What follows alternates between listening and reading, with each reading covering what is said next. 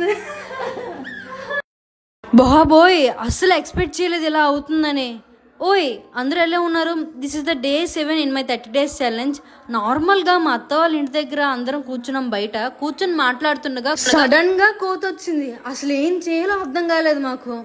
సరేలే అనుకుని అది చూస్తూ దీనంగా చూస్తుంది, ఆకలేస్తుంది ఏమో అనుకుని చిన్న అట్టిపండు ఇస్తాం. తీసుకుంది బాగానే తినేసింది.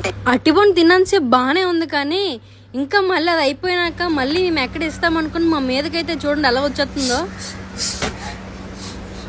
ఇంకా భయం వేసి మేమైతే లోపలికి వెళ్ళిపోయాము. అసలు ఇది ఎటు వెళ్ళిపోయిందని చాలాసేపు ఎతికాము. చూడగా పక్కింటి మిద్ది మీద కొబ్బరి చెప్పు తీసుకుని హాయిగా తింటుంది. మోగజీ వాళ్ళకి హెల్ప్ చేయండి, కానీ వాటితో కొంచెం జాగ్రత్తగా ఉండండి. దిస్ ఈజ్ మై సోకులు. ఎందుకంటే రూపాయి కూడా వచ్చావుతుంది కదా, ఫ్రిడ్జ్లో పెట్టద్దా గడ్డ. సరే మరి నా ఛానల్ కొంచెం సబ్స్క్రైబ్ చేసుకోవచ్చు కదా, ఎందుకు సబ్స్క్రైబ్ చేయట్లేదు? నెక్స్ట్ వీడియోలో కలుద్దాం. Bye bye.